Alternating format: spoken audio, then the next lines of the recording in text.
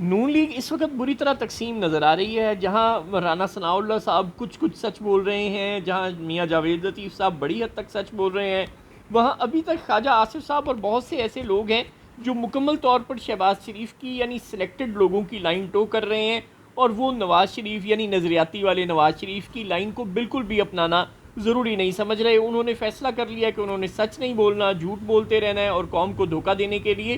کسی بھی حد تک جانے سے گریز نہیں کرنا۔ اب آپ کو یاد ہوگا کچھ عرصہ پہلے بہت ہاہاکار مچی تھی جب عمران خان صاحب نے کہا تھا کہ قوم کو محمود الرحمان کمیشن کا فیصلہ ضرور پڑھنا چاہیے اور یہ جاننا چاہیے کہ غدار کون ہے اور محب وطن کون ہے، یعنی شیخ مجیب یا اور یحییٰ خان میں سے کون غدار تھا اور کون محب وطن تھا۔ اب ہم سب جانتے ہیں کہ شیخ مجیب الرحمان 1964-65 کے الیکشن میں محترمہ فاطمہ جناح کے باڈی گارڈ ہوا کرتے تھے، ان کے ساتھ ساتھ ہر جگہ جایا آیا کرتے تھے، وہ پرو پاکستان آدمی تھے، لیکن یحییٰ خان کے ڈکٹیٹوریلزم نے، ایوب خان کے ڈکٹیٹوریلزم نے بنگالیوں کو بدزن کر دیا اور وہ معاملہ بگڑتے بگڑتے بہت بگڑ گیا۔ شیخ مجیب جس وقت بنگلہ دیش بنا کافی عرصے سے لاہور میں جیل میں قید تھے، ان کی عدم موجودگی میں ان کی قید سے اور دیگر لیڈران کی قید سے اور بنگلہ دیش یعنی اس وقت کے مشرقی پاکستان میں فوجی آپریشن سے دل برداشتہ ہو کر اور انڈیا کی شہ پا کر بلا شبہ مولانا بھاشانی اور ان کے ساتھیوں نے بنگلہ دیش کا بنانے کا یعنی پاکستان سے علیحدگی کا اعلان کر دیا، اور پھر جب پاکستان سے چھوٹ کر شیخ مجیب رہا ہو کر وہاں گئے تو انہیں پتہ چلا کہ یہ سب کچھ ہو چکا ہے، اور پھر انہوں نے کہا کہ ٹھیک ہے بہتی گنگا میں بھی ہاتھ دھو لیتا ہوں۔ بلا شبہ انہوں نے غلط کیا، لیکن سوال یہ ہے کہ اگر وہ جو اٹراسٹیز تھیں اور وہ جو اتھارٹیرینزم تھا جو یحییٰ نے وہاں پہ فوجی آپریشن کی صورت میں کیا تھا، اگر وہ نہ ہوا ہوتا تو ظاہر ایسا بہت کچھ نہ ہوتا، اور پھر حمود الرحمان جسٹس حمود الرحمان کی سربراہی میں جو بھٹو صاحب نے کمیشن بنایا تھا اس کی رپورٹ کو پڑھنے میں تو کوئی حرج نہیں ہے نا، اور اس پر عمل کرنے میں بھی کوئی حرج نہیں۔ وہ تو پاکستان کی عدالت نے وہ تحقیقات کے بعد وہ رپورٹ پیش کی تھی، اس پر عمل کرنے کا اگر خان صاحب کہتے ہیں تو اس میں کوئی برائی تو نہیں تھی، لیکن خواجہ آصف صاحب بہت بری طرح سے تاریخ کو توڑنے مروڑنے میں مصروف ہیں، یعنی اپنے ذاتی مقاصد کے لیے، اپنے مذموم مقاصد کے لیے نہایت بے شرمی کے ساتھ تاریخی حقائق کے ساتھ کھلواڑ کرنا کوئی درست حرکت نہیں ہے۔ اب وہ جو شیخ مجیب کے مجسموں کو توڑنے کی تصاویر ہیں اور حسینہ واجد کا جو انڈیا فرار ہونے کا معاملہ ہے، ظاہر ہے اس کا وہ بنگلہ دیش بنانے اور اس سب سے تو کوئی تعلق نہیں ہے۔ لوگ آج یہ تو نہیں کہہ رہے بنگلہ دیش کے کہ شیخ مجیب نے پاکستان سے علیحدہ ہو کر غلط کام کیا تھا، وہ یہ تو نہیں کہہ رہے کہ بنگلہ دیش بنانا ایک غلط فیصلہ تھا، وہ تو کوٹا سسٹم کے خلاف احتجاج تھا۔ 71 میں جن لوگوں نے پاکستان کے خلاف جنگ لڑی تھی ان لوگوں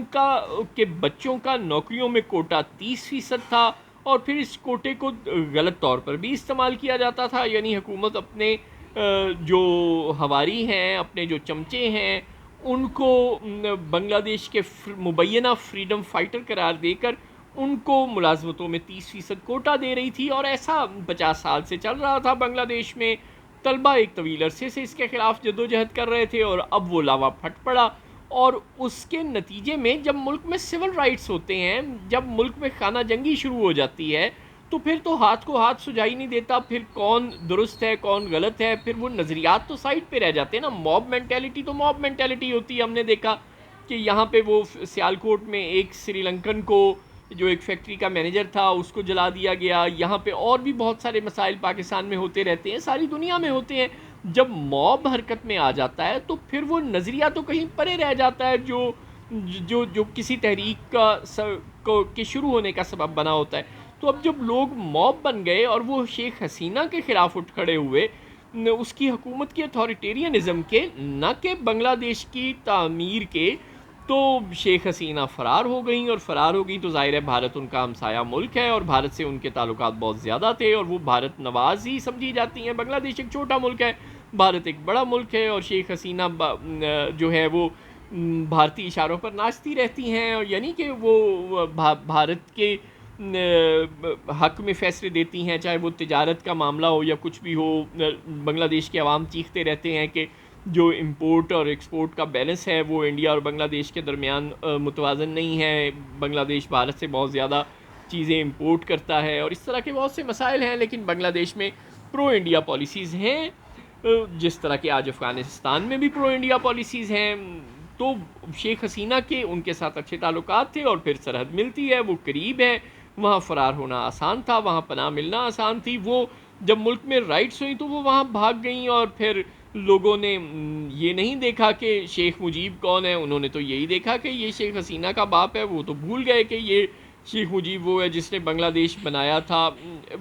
انہوں نے کچھ بھی نہیں دیکھا. انہوں نے تو دکانیں بھی جلائی ہیں، گھر بھی جلائے ہیں، بسیں بھی جلائی ہیں. اسی طرح شیخ مجیب کے مجسمے بھی جلا دیے، اور حسینہ کے گھر پر بھی حملہ کر دیا، اور اس کی ساڑیاں بھی لوٹ لیں. اب خواجہ آصف صاحب کہہ رہے ہیں کہ دیکھا، عمران خان کو سمجھنا چاہیے کہ مکافات عمل بھی کوئی چیز ہوتا ہے، اور پی ٹی آئی کو سمجھنا چاہیے جو انہوں نے 9 مئی کیا اس کے نتیجے میں کبھی مکافات عمل ہوگا، اور لوگ اسی طرح اس کو بھی نوچ گسوٹ ڈالیں گے، جیسے کہ انہوں نے حسینہ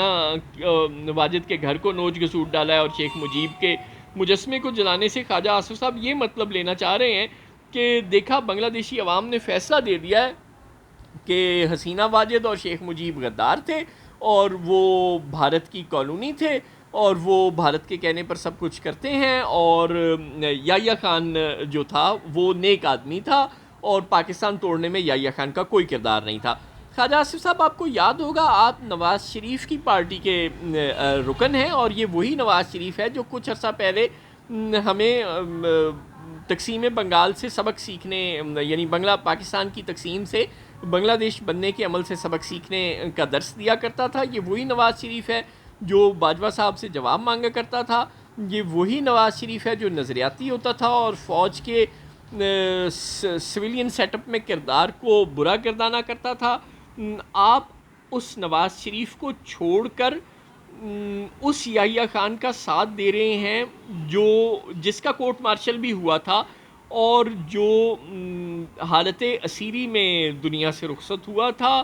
اور جس کو شاید پاکستان میں کوئی بھی اچھا نہیں سمجھتا. لیکن آپ اس وقت صرف عمران دشمنی میں تاریخ کی غلط سمت میں کھڑے ہو رہے ہیں. آپ کو کیا لگتا ہے کہ اس وقت آپ کے پاس حکومت ہے تو آپ کچھ بھی بول سکتے ہیں، کچھ بھی سمجھ سکتے ہیں؟ کیا آپ کو لگتا ہے کہ ہمیشہ یہی اسٹیبلشمنٹ رہے گی راولپنڈی میں، یہ اسٹیبلشمنٹ تبدیل نہیں ہوگی؟ کیا آپ کو لگتا ہے کہ ہمیشہ آپ کی حکومت رہے گی؟ ایسا نہیں ہے، اور کل آپ کو یہ جو گریں آپ ہاتھوں سے لگا رہے ہیں انہیں دانتوں سے کھولنا پڑے گا.